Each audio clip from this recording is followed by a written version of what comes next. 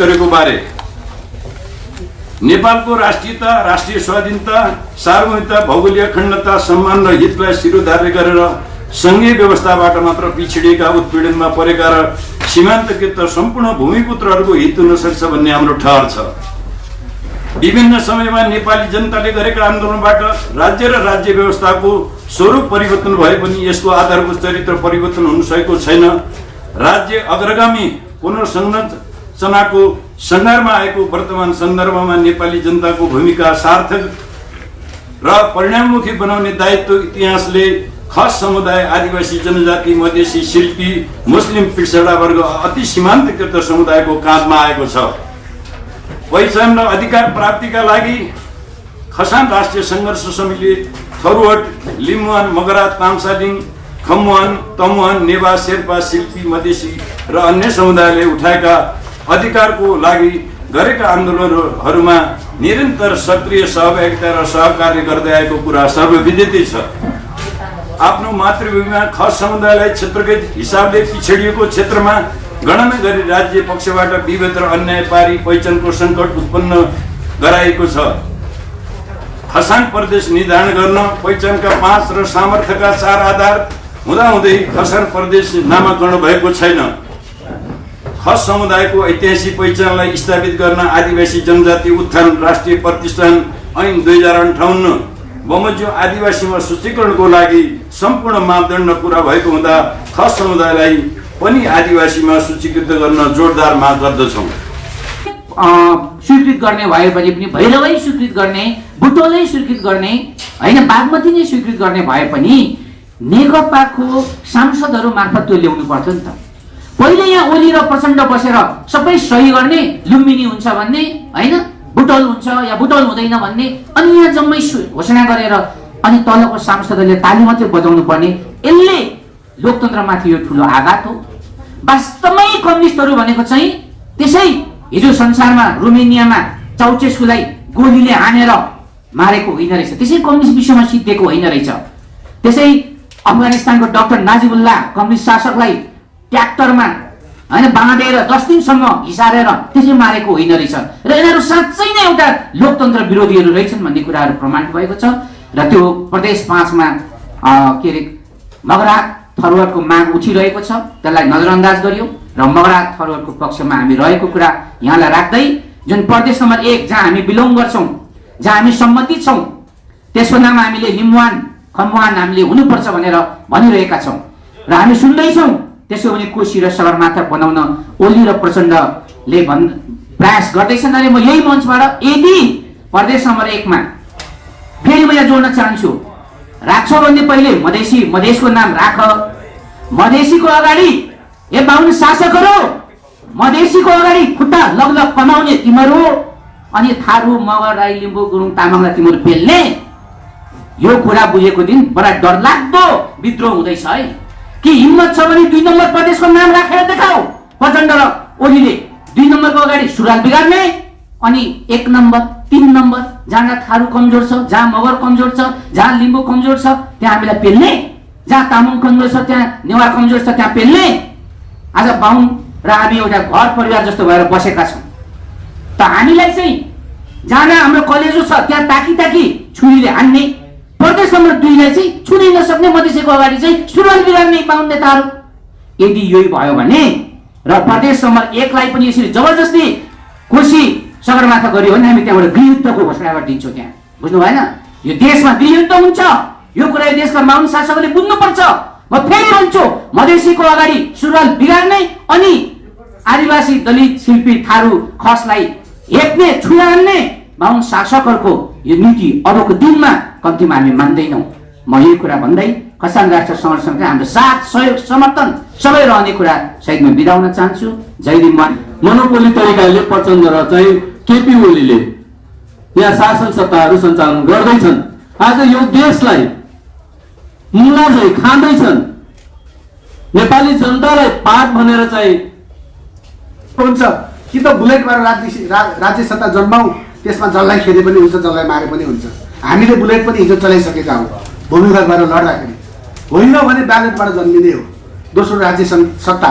र ब्यालेटबाट राज्य सत्ता जन्माउने हो भने कुनै जातिलाई गाली गर्नुभन्दा पनि पहिले तिमी आफू बलियो बनाऊ, आफ्नो धरातल बलियो बनाऊ, तिम्रो राज्य सत्ता प्राप्त गर्ने कार्यनीति स्पष्ट बनाऊ र त्यसको रणनीति स्पष्ट होइन। तर हाम्रो संस्कृति परम्परामाथि जो प्रहार गरेको छ यो सरकारले, त्यो पशुपतिको ढोका पनि छिटो खोल्नु पर्यो। सँगै संस्कृति परम्परामा जो नेपालको मौलिकता थियो, नेपालको विचार थियो, त्यो विचारहरूलाई निरन्तर दलित शिल्पी मञ्च हामी अब फिल्डमा उत्रिसकेका छौँ र अबको लडाइँ भनेको सुदूर पश्चिमबाट सुरु हुँदैछ, जहाँ चाहिँ खसान, दलित शिल्पी र हाम्रो थारू साथीहरू तीनवटा समुदाय मिलेर अब हामीहरू एकरूप भइसकेका छौँ र हामी गाउँ गाउँमा जान तर्खरिएका छौँ, गइसकेका छौँ र हिँडिरहेका पनि छौँ र अझ वृहत रूपमा हामी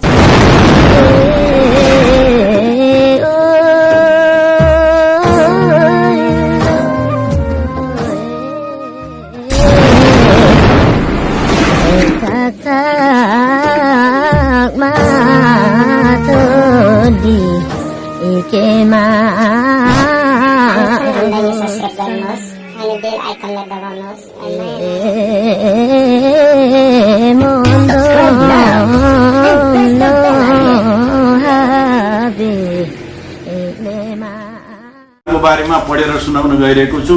धैर्यपूर्वक सुनिदिनु हुन म हार्दिक आग्रह गर्न चाहन्छु। खसान राष्ट्रिय सङ्घर्ष समिति केन्द्रीय कार्यालय काठमाडौँ मिति 2077/6/22 बुझाएको पत्र हो यो। श्री सम्माननीय प्रधानमन्त्री खड्गप्रसाद ओलीज्यू, प्रधानमन्त्रीको कार्यालय सिंहदरबार काठमाडौँ, विषय माग पत्र पेश गरेको बारे। नेपालको राष्ट्रियता, राष्ट्रिय स्वाधीनता, सार्वभौमिकता, भौगोलिक अखण्डता, सम्मान र हितलाई शिरोधार्य गरेर सङ्घीय व्यवस्थाबाट मात्र पिछडिएका, उत्पीडनमा परेका र सीमान्तकृत सम्पूर्ण भूमिपुत्रहरूको हित हुन सक्छ भन्ने हाम्रो ठहर छ। विभिन्न समयमा नेपाली जनताले गरेका आन्दोलनबाट राज्य र राज्य व्यवस्थाको स्वरूप परिवर्तन भए पनि यसको आधारभूत चरित्र परिवर्तन हुन सकेको छैन। राज्य अग्रगामी पुनर्संरचनाको सङ्घारमा आएको वर्तमान सन्दर्भमा नेपाली जनताको भूमिका सार्थक र परिणाममुखी बनाउने दायित्व इतिहासले खास समुदाय, आदिवासी जनजाति, मधेसी, शिल्पी, मुस्लिम पिछडा वर्ग, अति सीमान्तकृत समुदायको काँधमा आएको छ। पहिचान र अधिकार प्राप्तिका लागि खसान राष्ट्रिय सङ्घर्ष समितिले थरुहट, लिम्बुवान, मगरा, तामसालिङ, खमुवान, तमुवान, नेवा, शेर्पा, शिल्पी, मधेसी र अन्य समुदायले उठाएका अधिकारको लागि गरेका आन्दोलनहरूमा निरन्तर सक्रिय सहभागिता र सहकार्य गर्दै आएको कुरा सर्वविदितै छ। आफ्नो मातृभूमिमा खस समुदायलाई क्षेत्रकै हिसाबले पिछडिएको क्षेत्रमा गणना गरी राज्य पक्षबाट विभेद र अन्याय पारी पहिचानको सङ्कट उत्पन्न गराएको छ। खसान प्रदेश निर्धारण गर्न पहिचानका 5 र सामर्थ्यका 4 आधार हुँदाहुँदै खसान प्रदेश नामाकरण भएको छैन।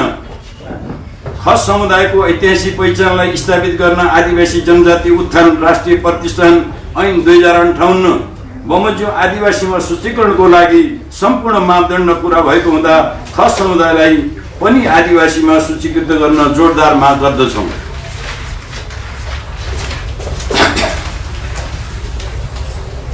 राष्ट्रिय जनसङ्ख्याको करिब 18% जनसङ्ख्या ओटेको खस समुदायलाई कानुनी तथा संवैधानिक हक आदिवासीले पाउने जल, जमिन, जङ्गलमाथिको अग्राधिकार स्वामित्वबाट वञ्चित गरिएको छ। संयुक्त राष्ट्र सङ्घ र ILO 169 को परिभाषा अनुसार पनि खस समुदायलाई आदिवासीमा सूचीकृत हुने सम्पूर्ण मापदण्ड विद्यमान हुँदाहुँदै पनि नियतवश खस समुदायलाई आदिवासीमा सूचीकृत हुन वञ्चित गरिएको छ। तसर्थ खस समुदायलाई बिना शर्त आदिवासीमा सूचीकृत गरियोस्।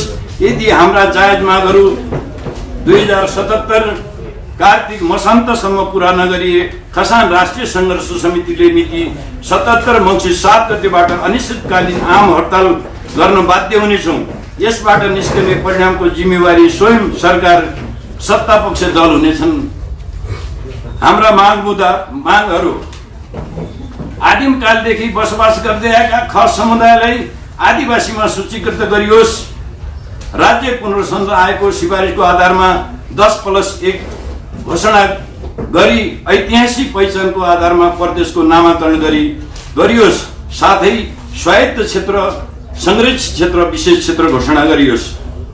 खस र आर्यको क्लस्टर अलग अलग गरी खस समुदायलाई राज्यका हरेक निकायमा समानुपाती समावेशी प्रतिनिधित्व गराइयोस्। खस समुदायको मस्टो धर्म संस्कृतिको सम्मान गर्न मस्टो पर्वको दिन सार्वजनिक बिदा घोषणा गरियोस्। साथै आदिवासी जनजातिहरूको पहिचानसँग जोडिएका सांस्कृतिक चाडपर्वहरूमा पनि सार्वजनिक बिदा व्यवस्था गरियोस्। पहिचानका 5 आधार र सामर्थ्यका 4 आधारमा थरवट छोडेर महाकाली, सेती, भेरी र कर्णाली अञ्चललाई खसान प्रदेश घोषणा गरियोस्। खसहरूको इतिहास, भूगोल, भाषा, धर्म, संस्कृति, परम्पराको शोध अनुसन्धान गर्न खस आयोग गठन गरियोस्। कर्णाली, भेरी, महाकाली अञ्चलमा बोलिने स्थानीय खस भाषालाई प्रदेश नम्बर 6 र 7 को सरकारी कामकाज भाषा घोषणा गरियोस्। खस समुदायलाई जल, जमिन, जङ्गलमाथि आदिवासीले पाउने अग्राधिकार निर्धारण गरियोस्।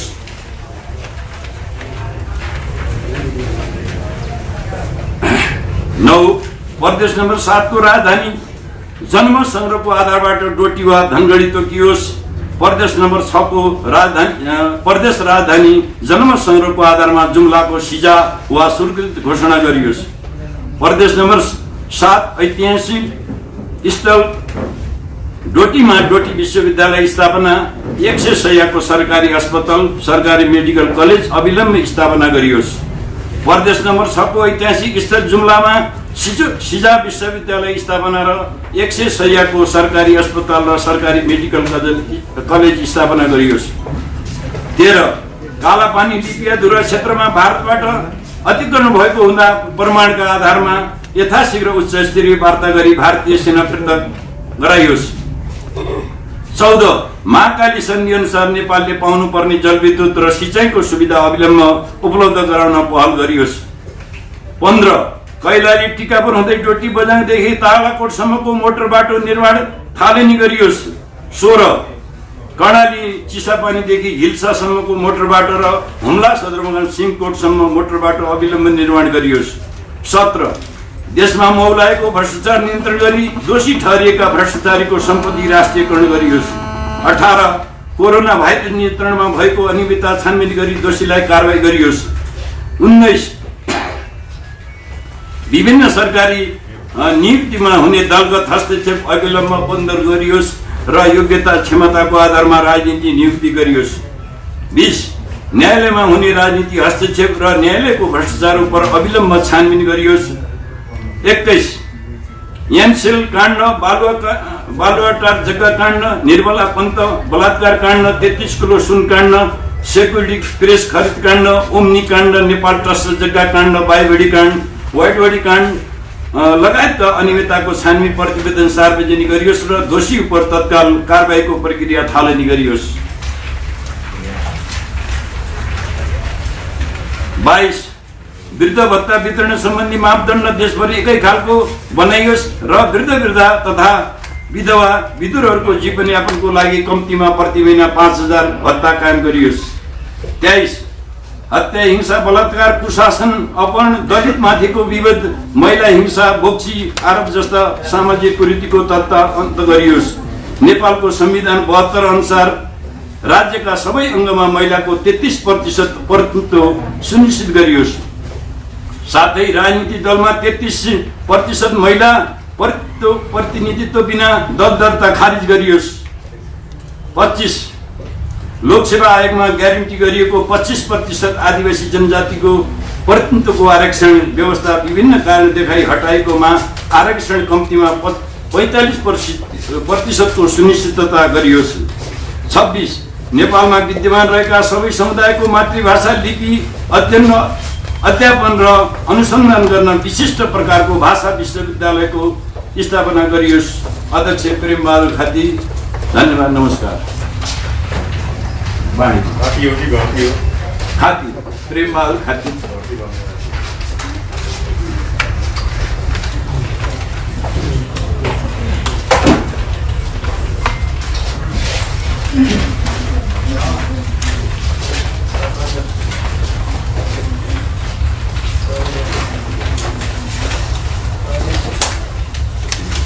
यहाँहरूका कुनै जिज्ञासा यो सम्बन्धी छन् भने हजुर यहाँहरू पत्रकार भाइहरूले, मित्रहरूले चाहिँ यो पछि अब हाम्रा अतिथि साथीहरूले बोलिसकेपछि मलाई सोधिदिनु हुन हार्दिक आग्रह गर्दछु।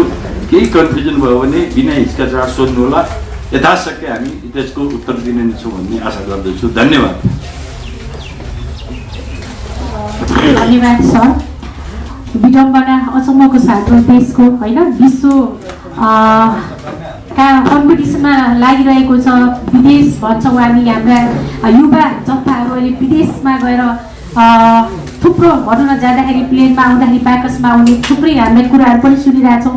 अथवा विश्व चाहिँ अहिले प्रतिस्पर्धामा छ कसरी विकास गर्ने, यो देशलाई मेरो देशलाई अरू देशभन्दा टेक्नोलोजीको जमाना लिएर कसरी विकास गर्ने भन्नेमा होडबाजी छ भने हाम्रो देश नेपालमा अहिले पनि पहिचानको लागि सरकार हामी पनि यो देशका नागरिक हौँ, हामी पनि मान्छे हौँ, हामी पनि यो देशका नागरिक हौँ, यो मान्छे हौँ भनेर पहिचानको लागि हामीलाई यसमा यो क्याटेगोरीमा राख्दै भन्नको लागि लडिरहेका छौँ भने अब यो देश हाम्रो देश नेपाल कहिले कहाँ पुग्छ होला। अहिले पनि हामीलाई यसो सम्झना लाग्छ हामी ढुङ्गे युगमै त छैनौँ, किनभने टेक्नोलोजीको जमाना आइसक्यो, मान्छे कहाँबाट कहाँ पुगिसके। अहिले हामीलाई प्रधानमन्त्री अहिले भर्खरै हाम्रो संयोजक प्रेम खातीज्यूले भन्नुभयो एउटा ज्ञापन पत्र दिनको लागि उहाँले पाउनु भएन। त्यसै गरेर मैले स्मरण गर्न चाहे हाम्रो जो लुकुम घटना भएको थियो संयुक्त राजनीतिक दलित सङ्घर्ष समितिले पनि यसरी नै हामी पनि एउटा ज्ञापन पत्र बुझाउन भनेर गएका थियौँ। त्यहाँ हामीलाई यति विभेद गरियो, यति विभेद गरियो होइन कि त्यहाँ भित्र गेटमा पनि त्यहाँ पनि सिंह के अरे बालुवाटारमा पनि हामीलाई विभेद गरियो। त्यसपछि हामीले आन्दोलन गऱ्यौँ र हामी थुप्रै साथीहरू हामी चाहिँ समात्यौँ भनौँ न होइन। त्यस्तो अवस्था छ। त्यसकारण अब मलाई लाग्छ ढिलो भइसकेको छ। हामी सम्पूर्ण जबसम्म यो नस्लेवादी राज्य सत्ता ढाल्नको लागि जबसम्म आदिवासी जनजाति थारू दलित हामी एक ढिक्का भएर अगाडि बढ्दैनौँ, एउटा ढिक्कामा उभिँदैनौँ तबसम्म यो चाहिँ सम्भव छैन। मैले विभेद भनिरहँदाखेरि यो देशमा भएका समग्र विभेदहरूको कुरा गर्न चाहे त्यो जातीय विभेद होस्, जातीय विभेद एउटा दलित र गैर दलित मात्र होइन, बाहुमा पनि छ, क्षेत्रीमा पनि छ। ती जति पनि विभेद छन् तिनको अन्त्य गर्न जरुरी देखिरहेका छौँ। सामाजिक राजनीतिक सांस्कृतिक जति पनि छन् त्यसको पनि विभेद गर्न हामी तयार भइरहेका छौँ। र हाम्रो सङ्घीय लोकतान्त्रिक राष्ट्रिय मञ्च पनि जुन अघि पनि भनिसक्नु भएको छ हाम्रो यो मागपत्रमा अथवा यो ज्ञापन मागपत्रमा अथवा उसमा पनि भनिसक्नु भएको छ। जस्तै लिम्बुवान होइन, खम्बुवान, मगरात, खसान दलित शिल्पी प्रान्तको अब चाहिँ हामीलाई आवश्यकता छ, किनभने अबको पालो भनेको आफ्नो गाउँ आफै बनाऊ भन्नेलाई पनि हामी स्मरण गर्नुपर्छ भन्दै म विलम्ब नगर्दै हामी आसन ग्रहणकै क्रममा छौँ र यसपछि आसन ग्रहणकै क्रममा एमएनओ डाक्टरका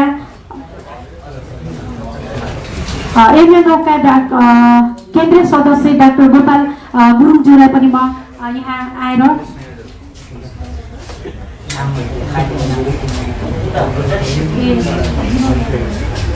जीवन बङ्गलज्यूलाई म अतिथिको आसन ग्रहण गर्न अनुरोध गर्दछु र यसपछि आफ्नो भनाइ राखिदिन हुनका निमित्त म थरुवा राष्ट्रिय मोर्चा केन्द्रीय संयोजक का लक्ष्मण थारूजीलाई म यहाँ आफ्नो भनाइ राखिदिनु हुन हार्दिक अनुरोध गर्न चाहन्छु।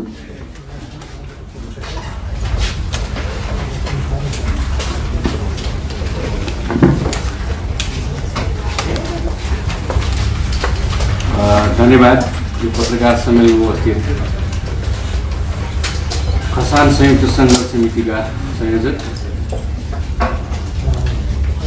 र आन्दोलनमा निरन्तर एउटै मोर्चामा एउटै गठबन्धनमा लाग्नुभएका सबै नेताजीहरू, पत्रकार साथीहरू, खसान राष्ट्रिय सङ्घर्ष समितिले आज पत्रकार सम्मेलन गर्यो। हिजो मात्रै उहाँहरूले प्रधानमन्त्रीलाई आफ्नो मागपत्र दर्ता गराउनु भएको छ। फरवर्ड थारुवान राष्ट्रिय मोर्चाको तर्फबाट उहाँहरूले घोषणा गर्नुभएको सम्पूर्ण चरणबद्ध कार्यक्रमहरू, चरणबद्ध आन्दोलनका कार्यक्रमहरू अझ मङ्सिर 7 गतेबाट हुने अनिश्चितकालीन बन्द हडतालको कार्यक्रमहरू घोषणा गर्नुभएको छ।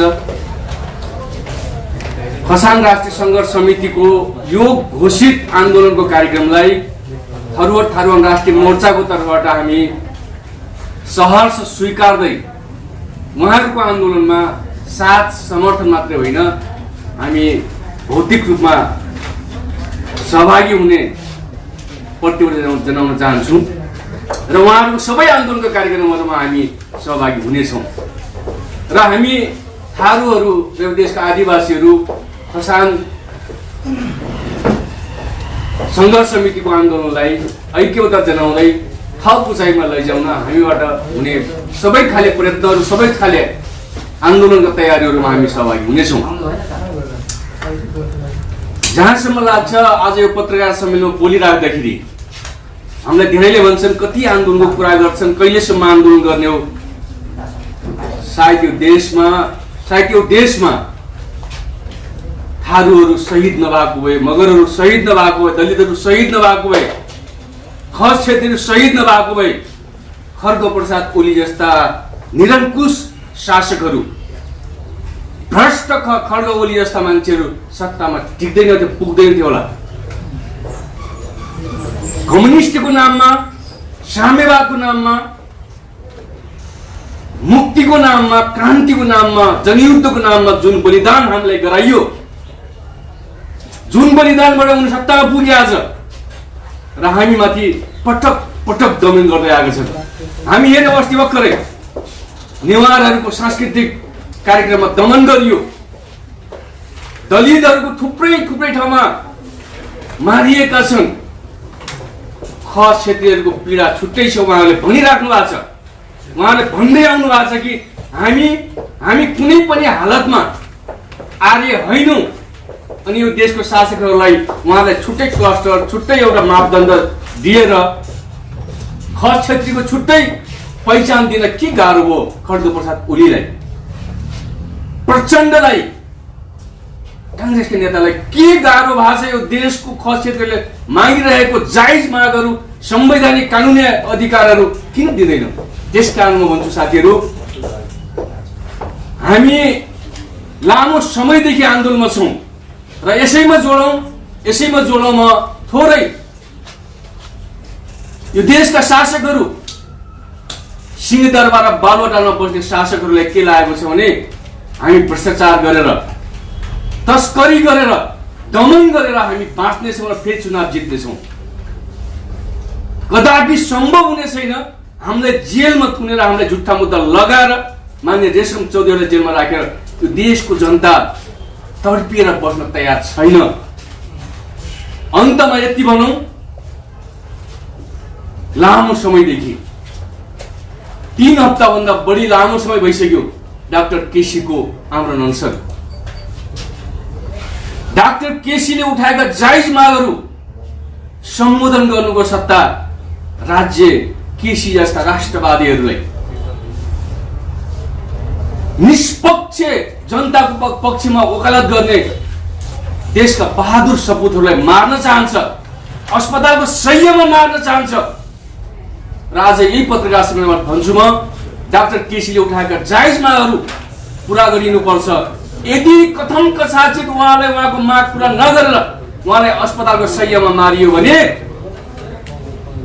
उहाँलाई कुनै किसिमको त्यस्तो भयो भने केपी ओली र सत्ता पक्ष र संसदमा भएका ठुला दलहरूलाई तपाईँ हामी सबैले छाड्नु हुँदैन।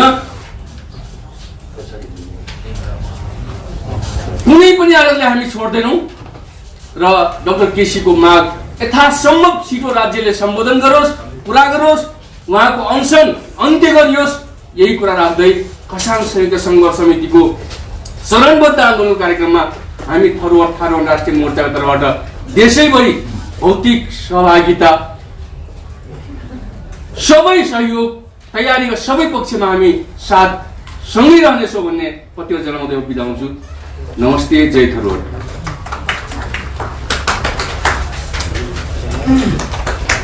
धन्यवाद लक्ष्मण थारूज्यू। यसै गरेर म विलम्ब नगर्दै, हामीसँग समय छोटो छ, समयको पनि पाबन्दी गर्दै 3 मिनटमा आफ्नो कुराहरू राखिदिनु हुनका लागि मगराज सङ्घर्ष समिति केन्द्रीय समिति संयोजक राम मगरज्यूलाई म हार्दिक अनुरोध गर्न चाहन्छु।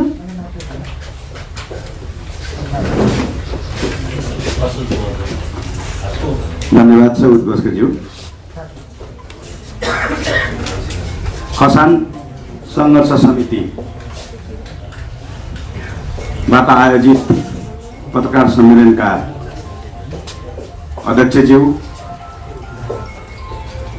फरवर्ड थर्मन राष्ट्रिय मोर्चाका अध्यक्षज्यू, सङ्घीय लोकतान्त्रिक राष्ट्रिय मञ्चका अध्यक्षज्यू,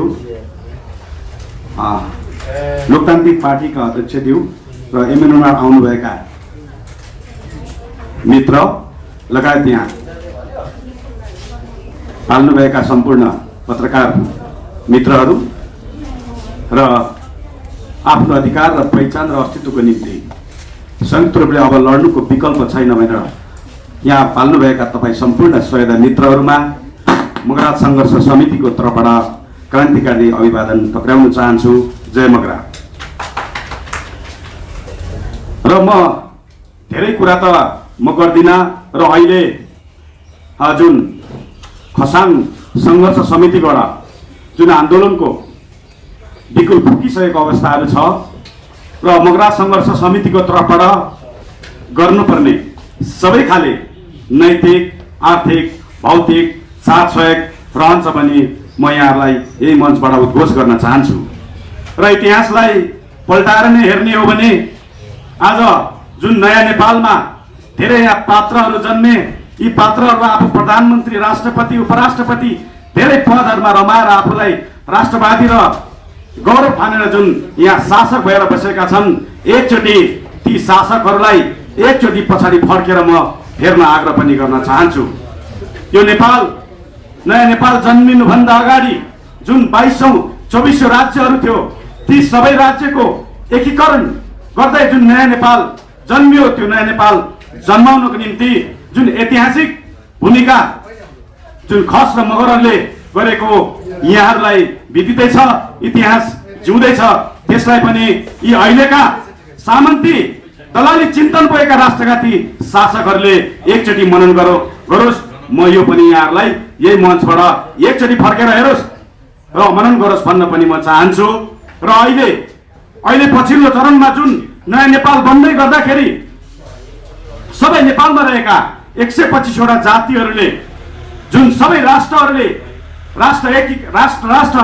मिलेर बनेको यो राष्ट्रिय एकता, जुन राष्ट्रिय एकता र ती राष्ट्रहरूको आफ्नै किसिमको भावना, चाहना र इच्छाहरू छन्, जसको आफ्नै आफ्नै भाषा, धर्म, संस्कृति, पहिचान, अस्तित्व र इतिहास र सभ्यता छन्, त्यो सँगसँगै तपाईँको उनीहरूको राजनीतिक अधिकारलाई साझा रूपले तपाईँको सम्बोधन गर्नको निम्ति यो बन्नुपर्ने यो 2062-72 सालको गणतान्त्रिक संविधान थियो।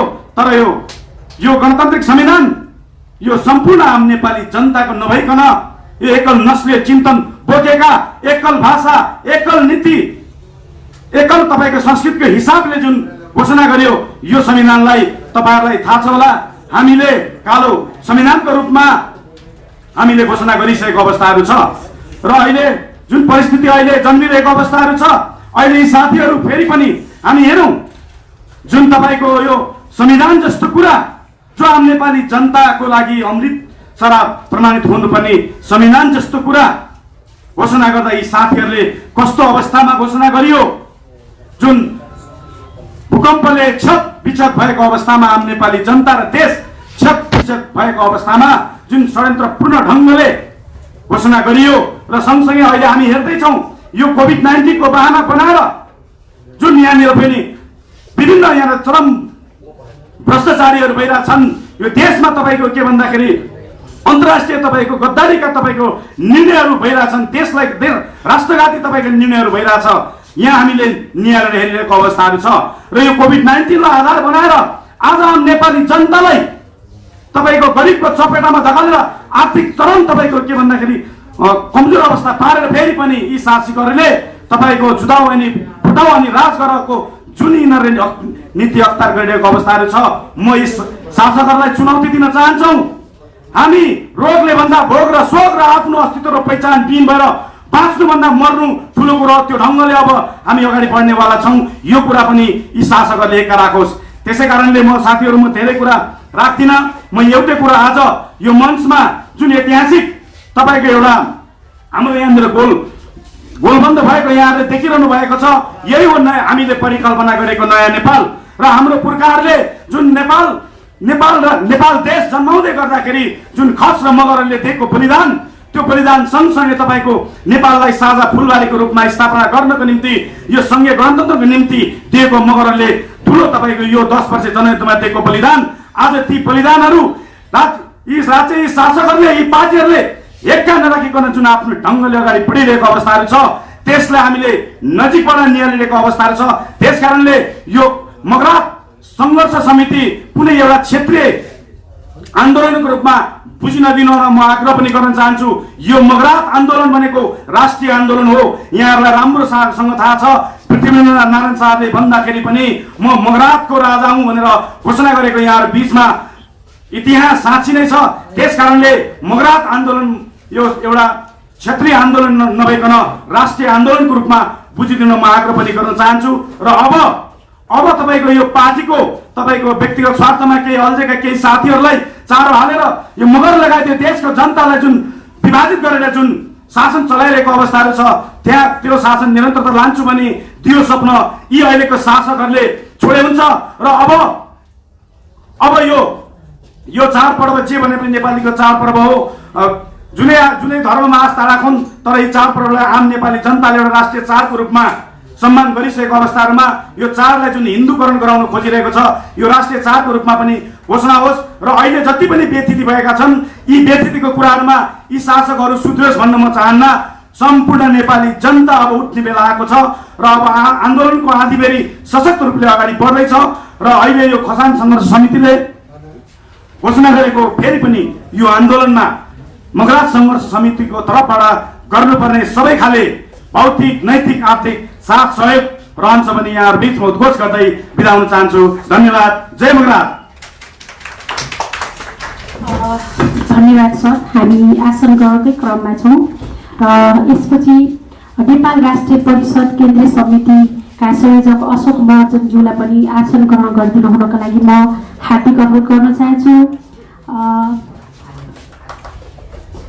त्यसै गरेर आसन ग्रहणकै क्रममा अतिथिको आसन ग्रहण गरिदिनु हुनका निमित्त खम्बुवान राष्ट्रिय मोर्चा केन्द्रीय समितिका अध्यक्ष श्री आरके खम्बुज्यूलाई पनि म आसन ग्रहण गरिदिनु हुनका निमित्त हार्दिक अनुरोध गर्न चाहन्छु। विलम्ब नगर्दै हामी मन्तव्यकै क्रममा छौँ र यसपछि आफ्ना मैले माफ गर्नुहोला तलमाथि अगाडि हुनसक्छ र अगाको मन्तव्य राखिदिनु हुनका निमित्त निरन्तर लागिरहनुभएका सङ्घीय पहिचानको लडाइँ लड्दै आउनुभएको पहिचान अस्तित्वको लडाइँ लड्दै आउनुभएका सङ्घीय लोकतान्त्रिक राष्ट्रिय मञ्चका अध्यक्ष श्री कुमार लिङ्गन मिराकज्यूलाई म आफ्नो भनाइ राखिदिनु हुनका लागि हार्दिक अनुरोध गर्न चाहन्छु।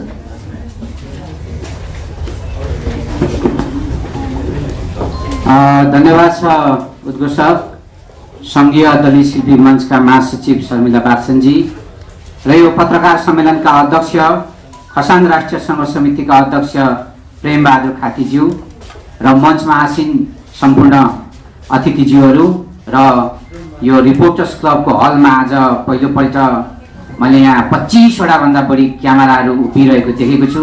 सबै यो वैकल्पिक मिडियाकर्मी साथीहरूलाई पनि हाम्रो सम्मान छ, सेवारो छ, अभिवादन छ, जय लिम्बुवान छ, जय 10 क्रान्त छ। म खालि छोटो 2-3वटा कुरा मात्र राख्न चाहन्छु। सबैभन्दा पहिले खसान राष्ट्रिय सङ्घर्ष समितिले जुन यहाँ प्रधानमन्त्रीलाई मागपत्र बुझाएर मङ्सिर पहिलो हप्तादेखि जो आन्दोलनमा जाने कुरा गर्नुभएको छ त्यसमा सङ्घीय लोकतान्त्रिक राष्ट्रिय मञ्च र युवा आबद्ध सङ्घीय लिम्बुवान मञ्च, सङ्घीय खम्बुवान मञ्च, सङ्घीय शेर्पा, तामाङ सानिङ, सङ्घीय दलित शिल्पी हामी सबैको यसमा हार्दिक ऐक्यबद्धता र साथ रहनेछ। र खसान र लिम्बुवानको आजभन्दा 7 वर्ष अगाडि हामी 1 लाख वर्षसम्म खसान र लिम्बुवान सङ्घीय नेपालमा रहने भनेर हाम्रो सहकार्य भएको र खसरलाई पर्दा लिम्बुवान जाग्ने र लिम्बुवानलाई पर्दा खसान जाग्ने भनेर प्रेमबहादुर खाती सर र मैले नै त्यसमा हाम्रो सन्धि ऐतिहासिक सन्धिमा हस्ताक्षर गरिसकेको हुनाले उहाँले गरेको हरेक कुरा हाम्रो लागि चासोको विषय बन्छ र हामीले गरेका हरेक कुरा उहाँहरूको लागि चासोको विषय बन्ने भएकोले यसमा हाम्रो साथ सहयोग समर्थन सबै रहनेछ। र सबैभन्दा हामीले उठाइरहेको कुरा खसान सङ्घर्ष समितिले उठाइरहेको कुरा चाहिँ सबैभन्दा यहाँ क्षेत्री चाहिँ मारमा पर्यो, खसहरू मारमा पर्यो। 3% मुस्लिमले पनि आरक्षण पाउने, समानुपातिक कोटा पाउने, 7% थारूले पनि कोटा पाएको छ।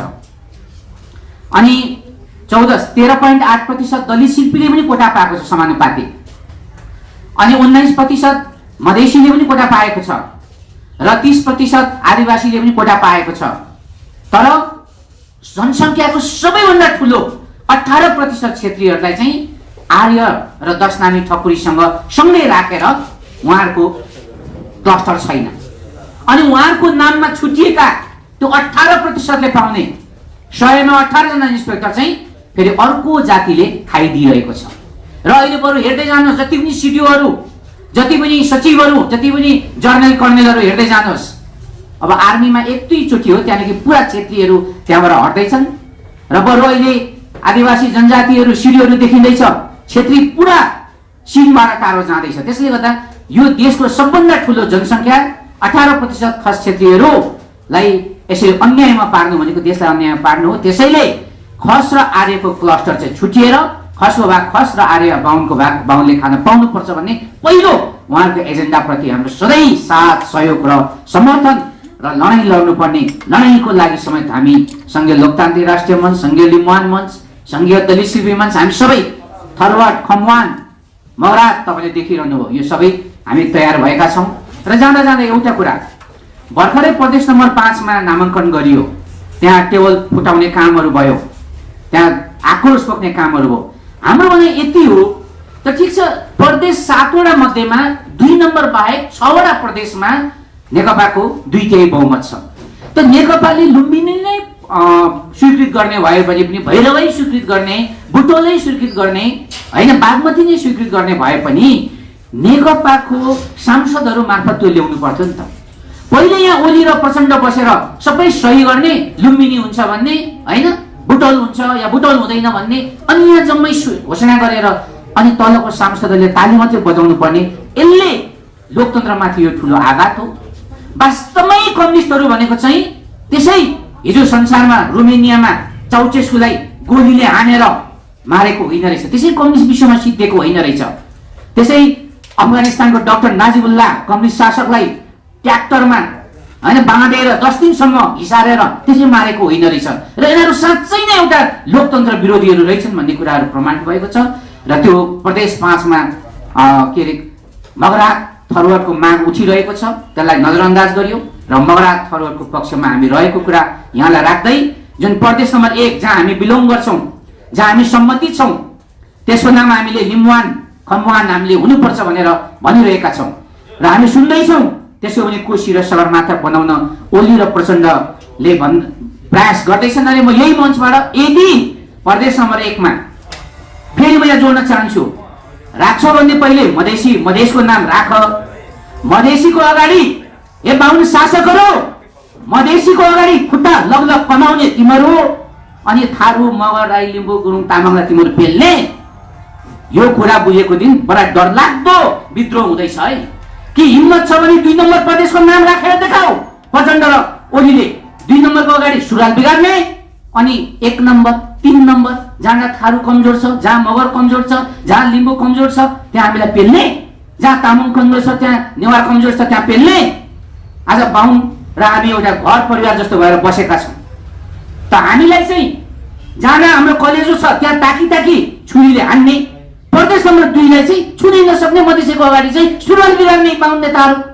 यदि यही भयो भने र प्रदेश नम्बर 1 लाई पनि यसरी जबरजस्ती कोशी सगरमाथा गरियो भने हामी त्यहाँबाट गृहयुद्धको घोषणा गरिदिन्छौँ। त्यहाँ बुझ्नु भएन, यो देशमा गृहयुद्ध हुन्छ, यो कुरा देशका बाहुन शासकहरूले बुझ्नुपर्छ। म फेरि भन्छु, मधेसीको अगाडि सुरुवाल बिगार्ने अनि आदिवासी दलित शिल्पी थारू खसलाई हेप्ने छुयान्ने बाहुन शासकहरूको यो नीति अबको दिनमा कम्तीमा हामी मान्दैनौँ। म यही कुरा भन्दै खसान राष्ट्र संरक्षणका हाम्रो साथ सहयोग समर्थन सबै रहने कुरा सहित म बिदा हुन चाहन्छु। जय लिम्बुवान, जय खसान, धन्यवाद। धन्यवाद हाम्रो पहिचानवादी सङ्घीय लोकतान्त्रिक राष्ट्रिय मञ्चका राष्ट्रिय अध्यक्ष कुमार विराटज्यू। यसपछि म मन्तव्यकै क्रममा अगाडि बढाउन चाहन्छु। यसपछि नेपाल लोकतान्त्रिक पार्टीका अध्यक्ष भानुराज थारूज्यूलाई 3 मिनट आफ्नो भनाइ राखिदिनु हुनका लागि म हार्दिक अनुरोध गर्न चाहन्छु।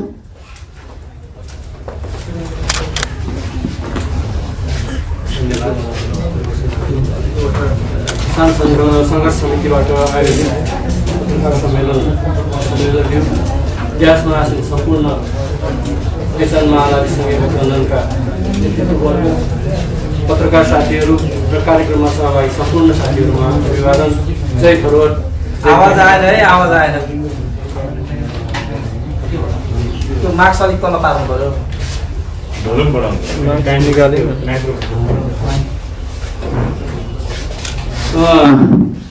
आज जुन कार्यक्रम खसान सङ्घर्ष समितिले एउटा मागपत्र 21 रुपैयाँ मागपत्र प्रस्तुत गर्नुभएको छ, त्यसमा नेपाल लोकतान्त्रिक पार्टीको तर्फबाट समग्रमा साथ समर्थन र ऐक्यबद्धता जनाउन चाहन्छु। पहिले यस्तै माग राखेर हामी प्रदेश 7 प्रदेशका नामाङ्कन नभएकै बेलामा हामीले चाहिँ 2075 साल मङ्सिर 2 गते नै 29 बुने माग राखेर हामीले चाहिँ मागपत्र केपी ओली प्रधानमन्त्री बन्ने बित्तिकै हामी चाहिँ प्रस्तुत गरेका थियौँ। विद्यमान आज यस देशका आदिवासी जनजाति लगायतका पछि पारिएका जाति समुदाय वर्ग लिङ्ग क्षेत्रलाई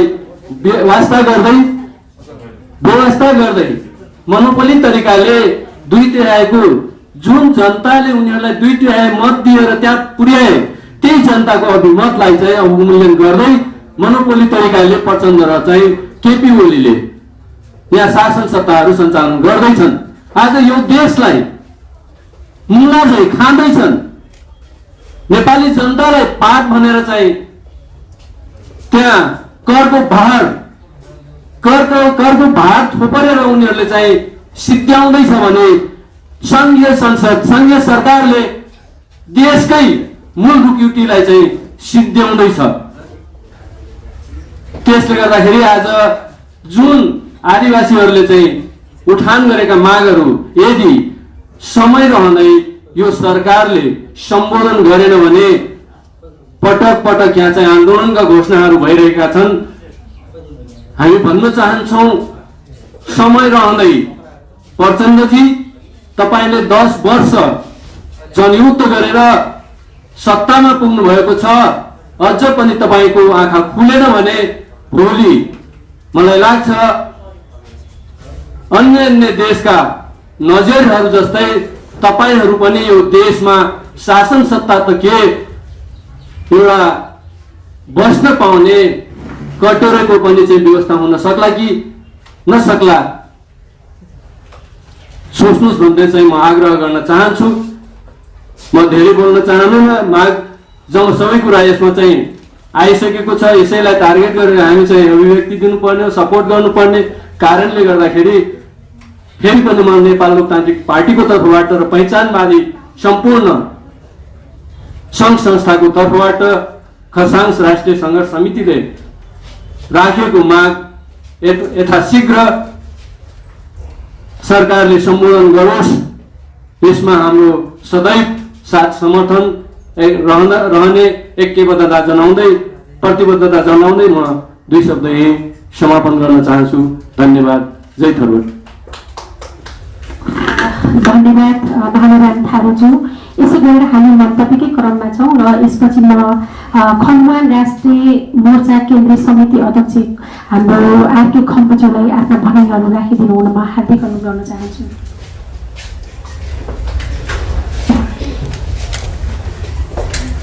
धन्यवाद सञ्जु। आजको यस खसान सङ्घर्ष समिति नेपालद्वारा आयोजित पत्रकार सम्मेलनका अध्यक्ष प्रेमबहादुर खातीज्यू, त्यसै गरी यहाँ निम्बन मगरात थरुहट लगायत विभिन्न पहिचानमा आधारित पार्टीका नेताज्यूहरू, त्यसै गरी लोकतान्त्रिक पार्टीका अध्यक्षज्यू लगायत सम्पूर्ण उपस्थित अतिथिज्यूहरू र यस हलमा उपस्थित महानुभाव, त्यसै गरी सम्पूर्ण पत्रकार मित्रहरू, यहाँहरूलाई म खम्बन राष्ट्रिय मोर्चा नेपाल पार्टीको अध्यक्ष आरके खम्बुको तर्फबाट सेवा आलाग्ने अभिवादन।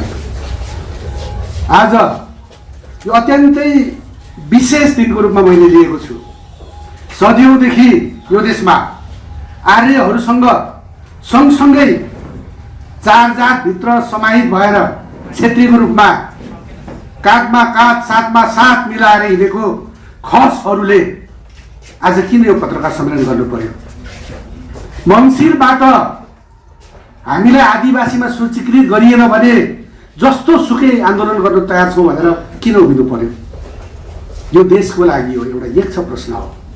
सँगसँगै आफूलाई देशको सबैभन्दा ठुलो शक्तिशाली राष्ट्र जाति मागेर आएका आर्यहरूको लागि एउटा यो ठुलो झड्का हो। यो चान्चोले कुरो होइन। यो देशमा आजको यो सानो पत्रकार सम्मेलनले ऐतिहासिक परिवर्तन ल्याउनेवाला छ। जसरी चीनमा 5000 वर्ष शासन गरेका मन्चु वंशलाई 1911 को सिनाई आन्दोलनले मटियामेट गर्यो, उसको वंशमा रहेको राज्य सत्ताको अन्त्य भयो। मैले देख्छु आजको सुरुवात पनि यही हुन सक्छ। यो खसहरूको आन्दोलन यो चान्चुने कुरो होइन। त्यसकारण म के भन्न चाहन्छु भने एउटै घरमा बसिसके पछाडि उमेरले जेठो माइलो साइलो कान्छो होला, तर हरेक दाजुहरूको भाइहरूको सम्पूर्ण अधिकार बराबर हुन्छ। यो देशमा पनि शासन सत्तामा 300 वर्षदेखि जसले हाली बुहाली मचाइरहेका छन् मुठ्ठीभर नस्लका निश्चित मान्छेहरूले, उनीहरूले यस कुरोलाई मनन गर्दै आजैबाट यो देशका सम्पूर्ण विविध जातिहरूलाई लिम्बू खम्बू तामाङ गुरुङ मगर नेवार थारू खस मधिसे त्यसै गरी आफ्नै चाहिँ नस्लभित्रका उत्पीडित जनावर भन्दा पनि तल पारिएका दलित सबैलाई चाहिँ समान एउटा चाहिँ हैसियतमा ल्याउनुपर्छ। राजनीतिक अधिकार, सांस्कृतिक अधिकार, भाषिक अधिकारदेखि लिएर आर्थिक अधिकार सम्पूर्ण अधिकारमा बराबर ल्याउनुपर्छ। आजको सायद यो कार्यक्रमले यही आह्वान गरिरहेको छ।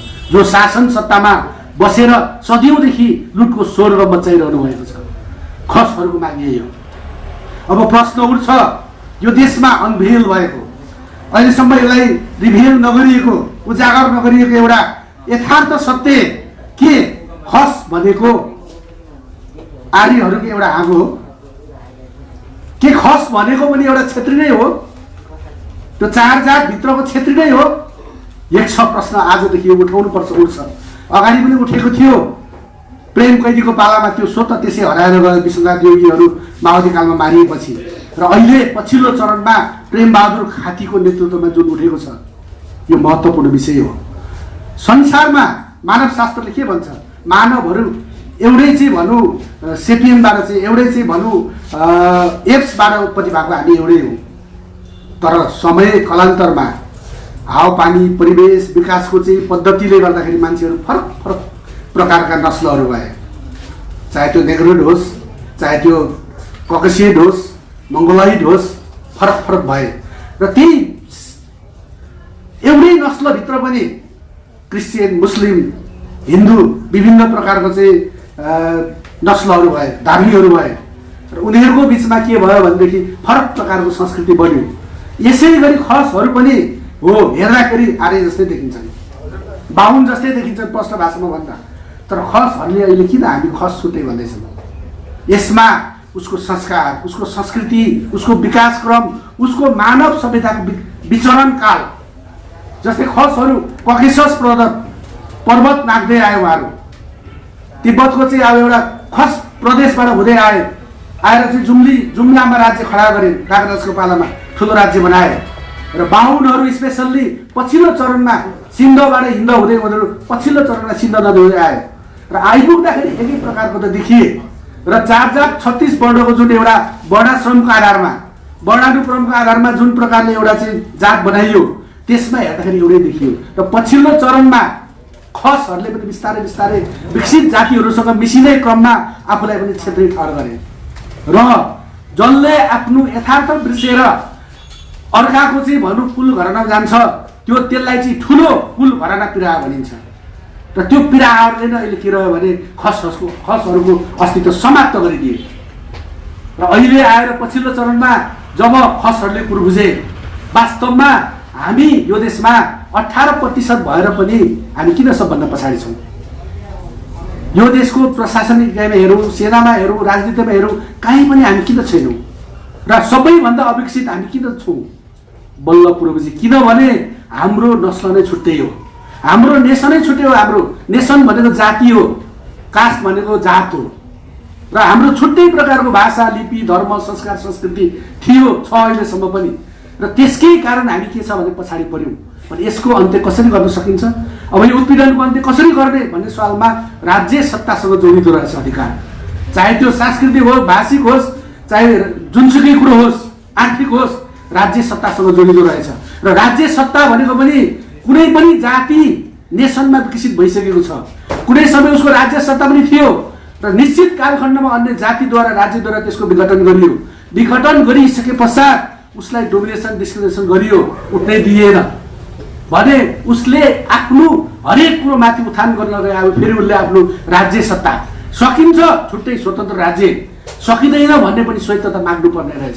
यो विश्व पोलिटिकल साइन्सले एज्युम गरेको कुरा हो, खसहरूले कुरो बुझे। र अहिले पछिल्लो चरणमा आएर अत्यन्तै शान्तपूर्ण तरिकाले, सौहार्द ढङ्गले खसहरूले अहिले के भन्दै हुनुहुन्छ भने अब हामीलाई आदिवासीमा सूचीकृत गर्नुहोस्, हामी बाहुन होइन, हामी आर्य होइन, हामी छुट्टै खस हौँ र हाम्रो छुट्टै भाषा, लिपि, धर्म, संस्कार, संस्कृति, इतिहास, ऐतिहासिक भूगोल छ।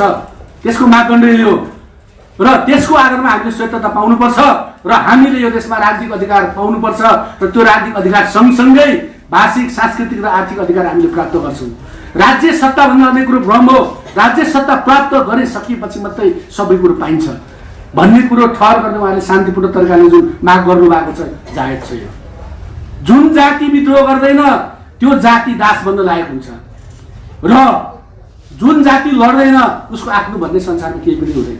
यसलाई त्यागेर खसहरूले आजैदेखि त्यागेर यस पत्रकार सम्मेलन मार्फत उहाँहरूले मङ्सिरदेखि आफ्नो अस्तित्वको लागि राज्य सत्ताको विरुद्ध, जसले तिमी पनि आर्यकै एउटा हाँगो हो भनेर खस आर्य क्लस्टरमा बनाएर अहिले आर्य खस जतिको सम्पूर्ण खाइदिरहेछन्, हरेक कोटा खानु खाइसकेका छन्। यो बुझेको हुनाले कुरो मागिया छन्। यो जायज कुरा हो। यसमा हाम्रो पहिचानमा आधारित सङ्घीय गठबन्धन हामी सँगै छँदैछौँ। सँगसँगै हामी प्रत्येक पार्टीको अध्यक्षहरू पनि छौँ। हामी यहाँ म खम्बन राष्ट्रिय मोर्चा नेपाल पार्टीको केन्द्रीय अध्यक्ष, संस्थापक पनि हुँ, म संस्थापक सदस्य र हामीले भूमिगत सशस्त्र सङ्घर्ष पनि लडेका छौँ देशमा 49 सालदेखि भने हामीले लामो अनुभव गरेका छौँ। र यो पार्टीले के छ भने उहाँहरूलाई खसको आन्दोलनलाई अहिले मात्रै होइन, प्रेम कैदीको पाला पनि हामी सँगै थियौँ, युवराज कार्की, युवराज खसको पाला पनि हामी पूर्व सँगै थियौँ र अहिले पनि हामी सँगै छौँ। र खसहरूको लागि जस्तो सुकै प्रकारको सङ्घर्ष गर्नको लागि पनि साथमा साथ, काँधमा काँध मिलाउने खम्बन राष्ट्रिय मोर्चा हामी घोषणा गर्दछौँ। र दोस्रो कुरा मैले के राख्छु भने अहिले धेरै नेपालमा उठिरहेको छ कुरा, लिम्बुवान, खम्बन, दामसालिङ, थरुवा, नेवा, खसान, मगरा, तमुवान, मङ्गोल पनि आइरहेको छ अहिले। र यसमा म के प्रश्न कुरो भन्न चाहन्छु भने राजनीति भनेको एउटा माथि विचारधाराले हिँड्ने हो, तल त्यसको चाहिँ विशिष्ट कार्यनीतिले हिँड्ने हो। पछिल्लो चरणमा जब राजनीति शास्त्रमा बिहेभियरलिजम आयो, एउटा व्यक्तिको विचारले पनि, एउटा व्यक्तिको बिहेभियरले पनि संसारमा साह्रै ठुलो उथलपुथल ल्याउँदो रहेछ भन्ने कुरो हिटलरले संसारमा दोस्रो विश्वयुद्ध मचाइसके पछाडि पोलिटिकल साइन्समा अहिले पढाइन्छ। त्यस्तै हामीले पनि नेपालमा जो आदिवासी जनजाति लगायत हामी मङ्गोल लगायत हामी छौँ, हामीले पनि के बुझ्नुपर्छ भने राजनीति भनेको भावनाले चल्दैन।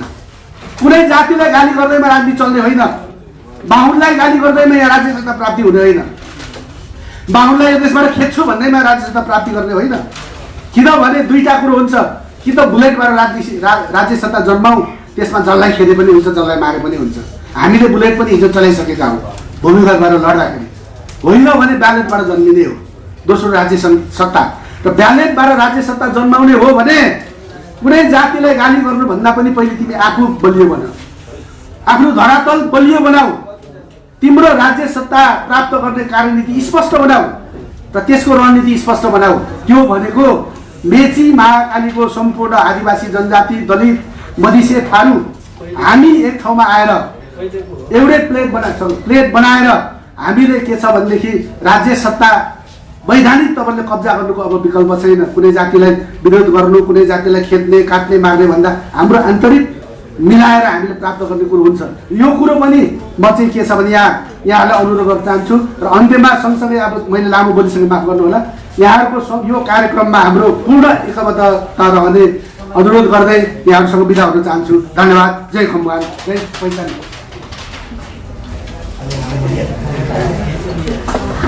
धन्यवाद आरके खड्गज्यू। हामी समयलाई पनि एकदम ध्यान दिउँ किनभने यसपछि फेरि अर्को पनि प्रोग्राम छ भनेर भनिरहनु भएको छ र हामी मन्तव्यकै क्रममा यसपछि नेपाल राष्ट्रिय परिषद केन्द्रीय समिति संयोजक अशोक महर्जनज्यूलाई आफ्नो भनाइ राखिदिनु हुन हार्दिक अनुरोध गर्न चाहन्छु। अशोक महर्जन उहाँ चाहिँ गुठी आन्दोलनको पनि कमान्डर हुनुहुन्छ।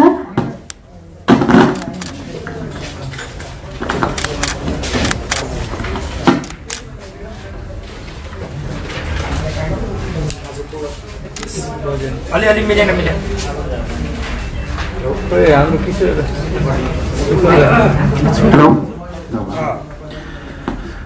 खसाङ राष्ट्रिय सङ्घर्ष समितिको यस पत्रकार सम्मेलनमा उपस्थित हुनुभएका सम्पूर्ण पत्रकार मित्रहरू र अभियानका साथीहरूको तर्फबाट म नेपाल राष्ट्रिय परिषदको तर्फबाट खसाङ राष्ट्रको सङ्घर्ष र पहिचानको सङ्घर्षमा सधैँ रहने र खसाङ राष्ट्रिय सङ्घर्ष समितिको जो आन्दोलनको घोषणा गर्नुभएको छ उहाँलाई शुभकामना दिँदै र हामी पनि यस कार्यक्रममा सहभागी हुने प्रतिबद्धता व्यक्त गर्न चाहन्छु।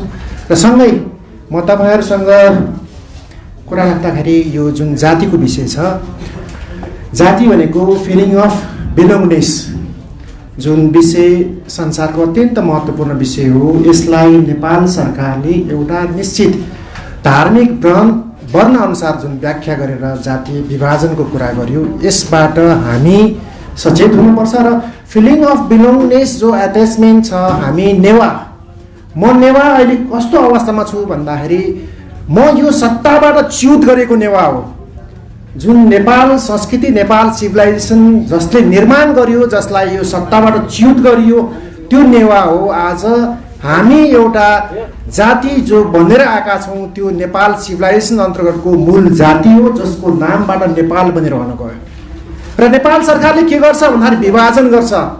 कस्तो विभाजन भन्दाखेरि हामी नेवारभित्रको नेवार समुदाय नै रहेको नगरकोटीलाई आदिवासी घोषणा गर्छ, जुन नेवार नै हो भने यता आएर जो हाम्रो मौलिक परम्परा नेपाल सभ्यता मर्ज हुँदाखेरिको उताबाट खसान आएर नेवारमा मिलिएको छ, पूर्वबाट किराँत आएर नेवारमा मिलिएको छ भनेपछि खस आदिवासी समुदाय हुँदै पनि खस आर्य राखेर जुन खस समुदाय खस आदिवासी माथि आर्यले जो दमन गरेको छ, त्यसको छिटोभन्दा छिटो चाँदै नै यो क्लस्टर छुटाएर खस एउटा राष्ट्र हो, एउटा सभ्यता हो, यो सभ्यताको पहिचान स्थापित गरियोस्। नेपालको संविधान अनुसारको जुन विषयवस्तुहरू छ यो स्थापित गरिएन भने साँच्चै नै अब भविष्यमा आउने विषयहरू तपाईँहरूले चिन्नुपर्छ, बुझ्नुपर्छ। यो यहाँनिर संस्कृतिको विषय छ, यो जुन मस्तो संस्कृति भन्ने जो विषय छ त्यसको परम्परा पनि नेपाल सिभिलाइजेसन अन्तर्गतको विषय हो। र जुन विषय मस्तो जुन दर्शन ढुङ्गा, तपाईँहरूलाई थाहा होला, दर्शन ढुङ्गा बल्ने ढुङ्गाको पूजा गर्ने परम्परा खोकनाबाट सुरु भएको हो। घटस्थापनाबाट त्यो दर्शन ढुङ्गाको पूजा गर्छ। त्यस्तै दर्शन ढुङ्गा बल्ने ढुङ्गाहरू नेपालभरि पत्ता लगाएका थिए त्यस बेला। र हामी नेवारहरू जो त्यस बेलाका ढुङ्गाका विशेषज्ञहरूले त्यो चिज पत्ता लगाए। त्यो परम्परा जुन सिकाली सभ्यता सुरु हुँदै विभिन्न नामाकरण भयो होला, पश्चिममा गएर त्यसको मस्तो परम्परा भन्यो होला, र तर त्यो सभ्यता थियो एउटा सिकाली सभ्यता। त्यो सिकाली सभ्यतामा तपाईँहरू आउनुहोस् घटस्थापनाको दिन हेर्नुहोस् र तपाईँहरूले बुझ्नुहोस्, सिकाली सभ्यता जहाँ फास्ट ट्र्याकको नामबाट नेपाल सभ्यता अन्त्य गर्न खोज्दैछ, विकासको नामबाट अन्त्य गर्न खोज्दैछ र यो दर्शन ढुङ्गाको पूजा हामी गर्दैछौँ। र यो कहाँसम्म जोडियो भन्दाखेरि अहिले विश्व साम्राज्यले ल्याएको कोरोनासँग जोडेर आएको छ। हिजो भर्खरै हामी पशुपतिमा गयौँ, अस्ति महेन्द्रनाथको जात्रामा हामीले हेऱ्यौँ, यो राज्य सत्ता मात्रै पैसा कमाउनको लागि बनाएको रहेछ। कोभिडको जो विषय छ यसले कुनै मुस्लिमलाई रोक्दैन, कुनै क्रिस्चियनलाई रोक्दैन, तर हाम्रो संस्कृति परम्परामाथि जो प्रहार गरेको छ यो सरकारले, त्यो पशुपतिको ढोका पनि छिटो खोल्नु पर्यो। सँगै संस्कृति परम्परामा जो नेपालको मौलिकता थियो, नेपालको विचार थियो, त्यो विचारहरूलाई निरन्तरता दिँदै त्यही विचारको आधारमा यो जुन जानुपर्ने सरकार थियो त्यो पनि गएन। र 21औं शताब्दीको जो विषय छ, तपाईँहरूले बुझ्नुहोस्, अब कि 21औं शताब्दीको विषय भनेको अब आउने भनेको पर्यावरणको लागि हो र पर्यावरणसँगै एउटा आउने विषय भनेको अब आउने अधिकार, अब आउने द्वन्द्व भनेको आदिवासीको लागि हो, आदिवासी अधिकारको लागि हो र सँगसँगै आउने विषय भनेको अब सामाजिक सामूहिक अर्थतन्त्रको लागि आउने विषय हो। त्यसकारण यो सँगै हामी आफ्नै कलेक्टिभ विचार, आदिवासी पहिचान पक्षधर सबै मिलेर चाहिँ एउटा नयाँ तरिकाले जो मुभमेन्ट जान खोजिएको छ त्यो मुभमेन्टमा हामी एकबद्ध भएर सँगसँगै हिँडेका छौँ अगाडिदेखि नै। र यो आन्दोलनले एउटा निष्कर्षमा ल्याउने छ। यो आन्दोलनले यो भ्रष्ट राष्ट्रघाती देशद्रोही सरकारलाई हामीले फाल्न सकोस् र नयाँ आदिवासी पहिचान सहितको सरकार गठन गर्न सकोस् भन्ने कामनाका साथ म यहाँबाट आफ्नो केही मन्तव्य राख्दै बिदा हुन्छु। धन्यवाद। धन्यवाद सर। हामी कार्यक्रमको अन्त्यतिर आइसकेका छौँ। हामीसँग लगभग यसपछि अन्तिम वक्ता आउनुहुनेछ र मन्तव्यकै क्रममा आफ्नो भनाइ राखिदिनुभएका निमित्त एमएनओका केन्द्रीय सदस्य जीवन मल्लज्यूलाई हार्दिक अनुरोध गर्न चाहन्छु।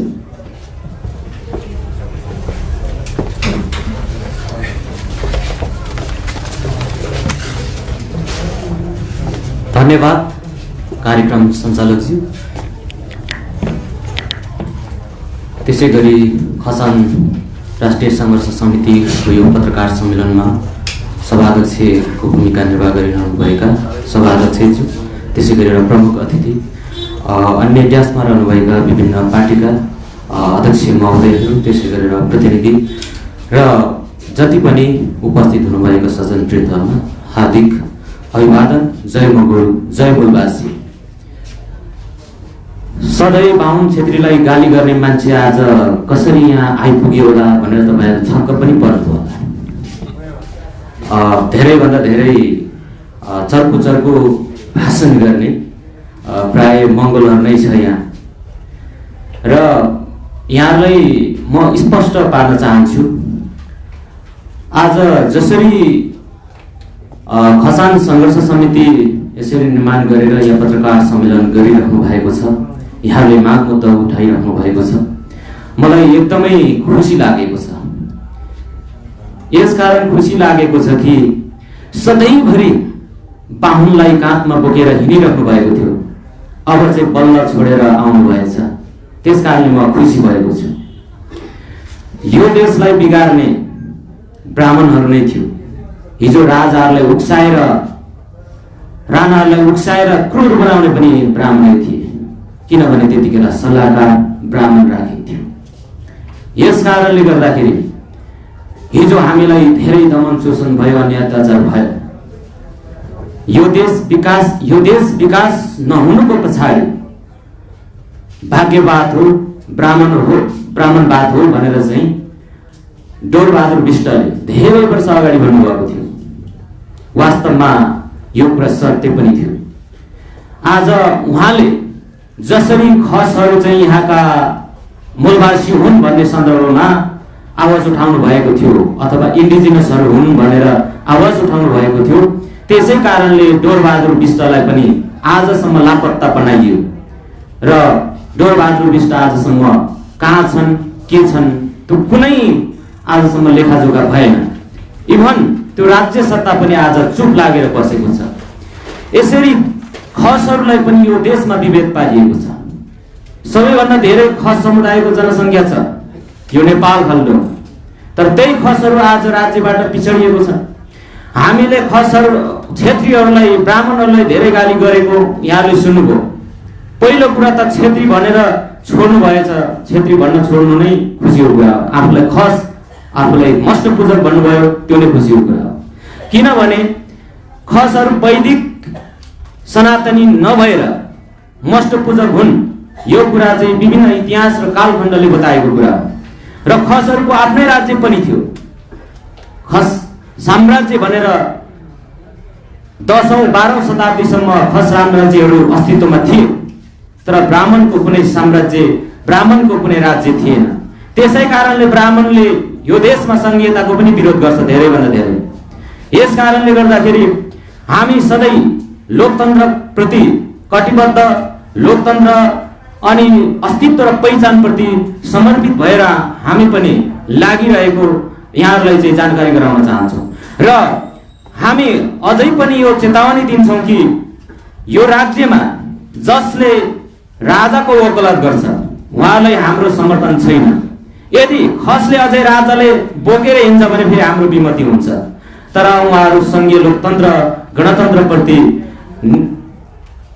अहिलेको सन्दर्भमा उहाँहरू समर्पित भएर लागि पर्नु भएको कारणले गर्दाखेरि Mongol national organisation doctor Gopal Gurung संगठनको तर्फबाट पनि यहाँहरूको यो एउटा नयाँ कदमप्रति एकबद्धता, सम्मान र यहाँहरू शुभकामना व्यक्त गर्न म आएको छु र यहाँलाई धेरै धेरै शुभकामना पनि छ।